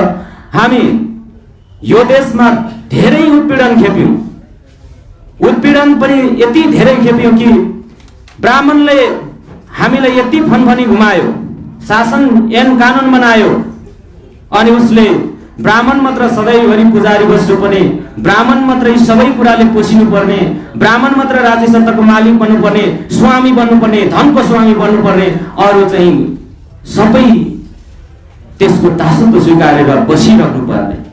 यस कारणले गर्दाखेरि यो अब कदापि मान्य हुँदैन। यदि अझै पनि यसरी नै हेपिने, थिचिने, पेल्ने काम, घोज्ने काम भयो भने हामी अब चुप लागेर बस्दैनौँ। हामीले उद्घोष गरिसकेका छौँ। यो देशमा धेरै उत्पीडन भयो, उत्पीडन सहेर बस्यौँ भन्नको लागि त यहाँ भन्ने गरिन्छ कि यो देशमा सद्भाव सहअस्तित्वमा बाँचेका छौँ, मिलेर बसेका छौँ। यो कुरा म मान्न तयार छैन र मैले भनिसकेको छु यो देशमा सहेर हामी बसेको मिलेर बसेको होइन, हामी जबरजस्ती सहेर बसेको। सहनुको पनि सीमा हुन्छ। त्यसकारणले अब सधैँ सहेर हामी बस्न तयार रहनु हुँदैन। अब धैर्यताको बाँट अब सधैँभरि चाहिँ धैर्य गरेर गर्न सकिने अवस्था नभएकोले गर्दाखेरि त्यो धैर्यताको बाँट अब बिस्तारै टुट्दैछ।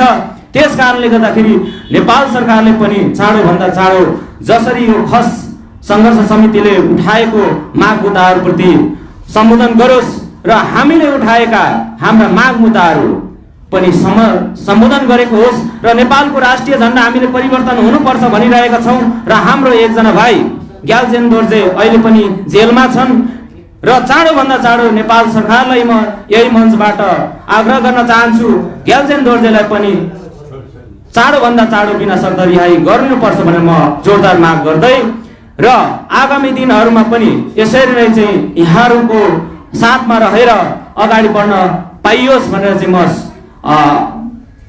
अभिलाषा राख्दै यहाँहरू बिचबाट म आफ्नो 2 शब्द यहीँ टुङ्ग्याउन चाहन्छु। सम्पूर्णलाई फेरि पनि धेरै धेरै धन्यवाद। जय मङ्गोल, जय मूलवासी। धन्यवाद। हामी कार्यक्रमको अन्त्यतिर आइसकेका छौँ र यो ड्यासमा यसो मैले एकछिन हेरेँ, मङ्गोल, थारू होइन, मङ्गोल, थारू, लिम्बू, खस, दलित शिल्पी थुप्रै समुदायहरूलाई देखिरहेकी छु र एउटै आवाज बोल्दै हुनुहुन्छ र यो देखिरहँदाखेरि म एकैछिन हाँस्न खोजिरहेको छु र सोच्दैछु नस्लेवादी, एकलवादी जातिका जुन शासकहरू छन् पक्कै पनि तिनीहरूको धोती अब खुस्किन थालेको होला, धोतीधारीहरू धोती खुस्किन थालेको होला। किनभने अब हामी यो राज्यबाट, यो देशबाट उत्पीडित भएको समुदायहरू अब एक ढिक्कामा आइसकेका छौँ। यसकारण म अझ पनि भन्न चाहन्छु अब पक्कै पनि हाम्रा केही नस्लेवादीहरूको धोती फुट्किसकेको छ र उहाँहरूले उल्टो गिन्ती गुन्न सुरु गरे पनि हुन्छ। कतिसम्म अबको 5 वर्ष त्यसपछिको अवस्था उहाँहरू कहाँ जानुहुने हो त्योतर्फ चाहिँ सोच्नुपर्छ जस्तो मलाई लाग्छ। किनभने एउटा भनिन्छ नि पापको घडा धेरै बढ्यो भने अत्याचार बढी भयो भने त्यसपछि चाहिँ विस्फोट हुन्छ, त्यो विस्फोट हुने अवस्था आइसकेको छ।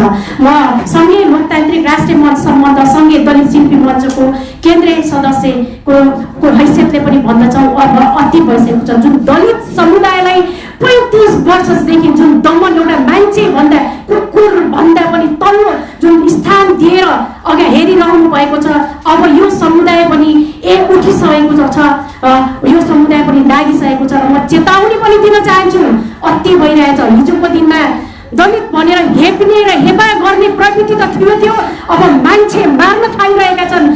कसकटीमा दलित समुदायलाई मारिएको छ, दलित समुदायका नानीहरूलाई बलात्कार गर्दै मारिएको छ। यो अति भइरहेको छ।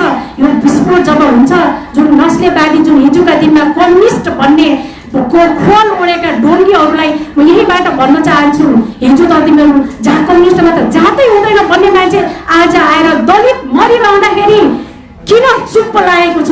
तपाईँहरू किन चुप लाग्नु भएको छ? यो प्रश्न तपाईँहरूले हामीलाई जवाब दिनुपर्छ। त्यसकारण अब तपाईँहरूकोसँग जवाब माग्ने बेला हाम्रो पनि आएको छ। त्यसकारण म के भन्न चाहन्छु भने यहाँ ड्यासमा जुन उभिएको यहाँ बस्नु देख्नुभएको छ मङ्गोलका साथीहरूलाई अझ पनि भन्न चाहन्छु, यदि आफूलाई मङ्गोल भनेर लाग्नुहुन्छ भने आउनुहोस् यहाँ, होइन भने बाहुनका गुलामी गर्नुमा जानुहुन्छ भने मङ्गोल भन्न छोड्नुहोस्। त्यसै गरेर लिम्बू साथीहरूलाई पनि भन्न चाहन्छु, खस साथीहरूलाई पनि भन्न चाहन्छु र उत्पीडित समुदायका साथीहरू, म दलित समुदायलाई विशेष गरी भन्न चाहन्छु, यदि यो 35 वर्षको दमन जुन छ यसको विकल्प निकाल्ने हो भने अब एकजुट हुनुपर्ने अवस्था आएछ। कि यो समुदाय भेडा मात्र बनाइराख्ने, गुलाम मात्र बनाइराख्ने, भोटर मात्र बनाइराख्ने कहिलेसम्म हो? हाम्रो यो उत्पीडित समुदायको जनचेतना चाहिँ कहिले हो फुल्ने हो? त्यसकारण म अझ पनि भन्न चाहन्छु, आफूलाई यो जाति र यो समुदाय भनेर भन्नुहुन्छ भने आउनुहोस्, यही समुदायको आफ्नो आवाज र विचारमा मिल्ने साथीहरूसँग हातेमालो गर्दै जानुहोस्। होइन भने आफूलाई त्यो समुदायको होइन भन्न थाल्दा हुन्छ। किनभने होइन भने तपाईँलाई अहिले पनि त्यही ब्राह्मण जातिहरूले म भन्न चाहन्छु, मैले ब्राह्मण भनेर त ब्राह्मणको विरोध चाहिँ पक्कै पनि गर्न सकेको त, तर यहाँ पीडा हुन्छ। किनभने त्यो पीडा दिने व्यक्ति त्यही हो भने त्यसलाई खोज्नै पर्छ, भन्नै पर्छ। त्यसकारण अझ पनि भन्न चाहन्छु, अब अति भइसकेको छ, गुलामी पनि छोड्नुहोस्।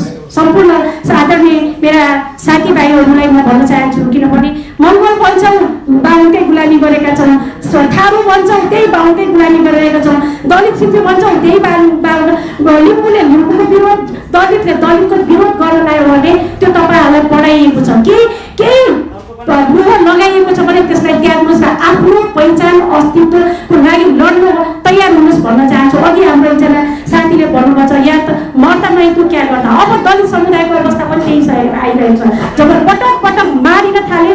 त्यसकारण अब भनेको यो केही वर्षपछि यो देशमा जे पनि हुनसक्छ।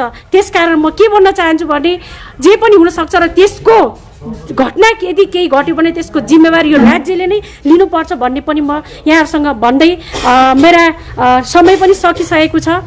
त्यसकारण अर्को कुरा भन्न चाहन्छु, हाम्रो खसानको साथीहरू र हाम्रो सँगै लोकतान्त्रिक राष्ट्रिय मञ्च सम्बन्ध सँगै के अरे दलित शिल्पी मञ्च हामी अब फिल्डमा उत्रिसकेका छौँ र अबको लडाइँ भनेको सुदूर पश्चिमबाट सुरु हुँदैछ, जहाँ चाहिँ खसान, दलित शिल्पी र हाम्रो थारू साथीहरू तीनवटा समुदाय मिलेर अब हामीहरू एकरूप भइसकेका छौँ र हामी गाउँमा जान तर्खरिएका छौँ, गइसकेका छौँ र हिँडिरहेका पनि छौँ र अझ वृहत रूपमा हामी चाहिँ लाग्नेछौँ। र सँगै अबको खसान साथीहरू, दलित शिल्पी साथीहरू, थारू साथीहरू सुदूर पश्चिममा लाग्नेछौँ। त्यसै गरेर पूर्वमा आदिवासी जनजाति साथीहरूको जुन हाम्रो योजना छ, हाम्रो रणनीति छ, अथवा 4 वर्ष हाम्रो योजना छ, त्यसमा हामी लागिरहेका छौँ र अबको लडाइँ हामी सबै मिलेर यो राज्यबाट उत्पीडित समुदायहरू एक ठाउँमा उभिएर लाग्नुपर्छ भन्ने कुराहरू राख्दै र म अबको यो कार्यक्रममा अन्त्य समापन गरिदिनुका लागि आजका संयोजक खसान राष्ट्रिय सङ्घर्ष समितिका अध्यक्ष हाम्रो प्रेम खातीजीलाई दिँदै म सङ्घीय दलित शिल्पी मञ्चको महासचिव शर्मिला पनि बिदा हुन्छु। हस्, धन्यवाद। अब यसरी आफ्नो अमूल्य समय दिएर विभिन्न चाहिँ जो मिडियाका साथीहरू आइदिनु भयो, तपाईँहरूलाई धेरै धेरै धन्यवाद छ। अहिले राज्यको तेस्रो अङ्ग भनेको तपाईँहरू, चौथो अङ्ग भनेको तपाईँहरू हो। प्रतिपक्षको भूमिका तपाईँहरूले खेलिराख्नु भएको छ, सोसियल मिडियाका भाइहरूले खेलिराख्नु भएको छ। यसप्रति हामी पहिचान पक्षधरको गठबन्धनबाट स्वयं खसान राष्ट्रिय सङ्घर्ष समितिको तर्फबाट तपाईँहरूको उत्तरोत्तर प्रगतिको कामना गर्दछु। यस विषयमा केही उठेका प्रश्नहरू छन् भने मलाई छोटकरीमा भन्नुहोला। हाम्रो भनाइ के भने हामीले 15 वर्ष 2063 सालदेखि आदिवासीमा सूचीकृत गरिदिनुहोस् भन्दाखेरि अहिलेसम्म राज्य सत्ताले सुनवाई गरेन। अब जनजाति उत्थान प्रतिष्ठानले के भने क्षेत्रीहरू आदिवासी होइन भनेर यो रिपोर्ट निकालेको छ। हेर्नुहोस्, हामीहरू कहाँको हो त? राज्य सत्ताले मान्दैन। क्षेत्रीहरू खस क्षेत्रीहरू यो देशको आदिवासी होइन भनेर उहाँहरूले रिपोर्ट दिनुभयो। यसमा के भनेको छ भने यो आदिवासीको विधान हो उत्थान प्रतिष्ठानको, यसमा के भनेको छ आफ्नै धर्म आफ्नै संस्कृति लिखित अलिखित इतिहास भएको धर्म परम्परा र संस्कृति भएको जातिलाई आदिवासी भनिनेछ भनेर। यसमा भनेको त्यसमा क्राइटेरिया मिट हुन्छ, हामी आदिवासी हो त्यसैले खस र आर्यको कलश छुट्याउनुपर्छ, हाम्रो मस्लो संस्कृतिमा विधान यी कुराहरू त्यहाँ पत्रकार उसमा तपाईँको पत्रिकामा छँदैछ। अनि अर्को कुरा खस यहाँ पत्रकार भाइहरू त तपाईँहरू अनुसन्धान गरिराख्नुहुन्छ यो खस र आर्यको कलश कहाँ कहाँ फरक छ भन्ने यहाँ हामीले चाहिँ आर्टिकल निकालेका छौँ। त्यो पनि तपाईँहरूलाई भोलि अनुसन्धान गर्न कसैलाई क्वेसन सोध्न विभिन्न लेख रचना लेख्न सजिलो हुन्छ, त्यो पनि लिएर जानुहोला। र केही यहाँहरूले जिज्ञासा छ भने सोध्नुहोस्, होइन भने म आजको यो चाहिँ जो महत्त्वपूर्ण समय दिएर आउनुभएकोमा पुनः यहाँहरूलाई धन्यवाद दिँदै मेरो एउटा क्वेसन है, जस्तो संविधान बन्दै गर्दा 2072 सालभन्दा केही अगाडि अब तत्कालीन नेकपा माओवादीले होइन जाति राज्य भनेर निकै चर्चा गर्यो। त्यो बेला पवन छेत्रीले नै त्यसको सबभन्दा बढी विरोध गर्यो होइन। तपाईँहरू त्यतिखेर कहाँ हुनुहुन्थ्यो, त्यतिखेर किन त्यो मुद्दाहरू नउठाउनु, त्यसको त्यति बेलै सरकारले गरेको भए यो मुद्दाले एउटा मुद्दलित हुन्थ्यो कि यो एकदमै ढिला भइसकेपछि होइन। 72 भन्दा 70 गठन भएर हामीले पहिचान पक्षधरको गठबन्धनसँग हामीले होइन जनजाति आदिवासी जनजाति राष्ट्रिय आन्दोलनले उठाएको, जस्तै पद्मरत्न तुलाधरजी हुनुहुन्थ्यो संयोजक अध्यक्ष, उहाँको अध्यक्षतामा हामी सहभागी भएका छौँ खसहरू। अनि त्यसपछि पहिचान पक्षधरको गठबन्धनमा पनि सहभागी भएका छौँ। सङ्घीय गठबन्धन उपेन्द्र यादवजीको संयोजकत्वमा गठन भएको हामीले जुन आन्दोलन गऱ्यौँ त्यसमा पनि हामीले सरकारलाई 26 सूत्रीय मागहरू बुझाएर त्यहाँ के भनेको छ भने खसहरूलाई आदिवासीमा सूचीकृत खसहरूको हक अधिकार भनेर उहाँहरूले भन्नु। होइन हजुर होइन, ढिला हुँदैन यसमा ढिला हुने कुरै आएन। यो त के भने हामी लगातार कन्टिन्यू आफ्नो विद्रोह नगरेर शान्तिपूर्ण तरिकाले जनताका घर दैलोमा हामीले चाहिँ अगाडि बढाइरहेको छौँ। यो एक दिन न एक दिन हामी पुरा गरेरै छोड्छौँ। तर ढिला भयो। 18% खसहरूलाई अवमूल्यन गर्यो भन्ने हाम्रो गुनासो हो। अब 18%लाई अवमूल्यन गर्ने भन्दाखेरि कुनै पनि प्रधानमन्त्री आएर हामीलाई होइन हामी त पिछडिएको क्षेत्र होइन, हामी त पिछडिएको क्षेत्र, हाम्रो केही छैन, पहिचानै छैन हाम्रो खसहरूको पहिचान चाहिँ पिछडिएको क्षेत्र रे। कर्णाली सेती महाकाली पिछडिएको क्षेत्र रे, बजरङ बाजु र असम पिछडिएको क्षेत्र, हामी त पिछडिएको क्षेत्रको हाम्रो कुनै कोही छैन। धन्यवाद। यो पढ्नु होला भाइ, खस आर्य कलश हाम्रो 31% हो यो आर्टिकल।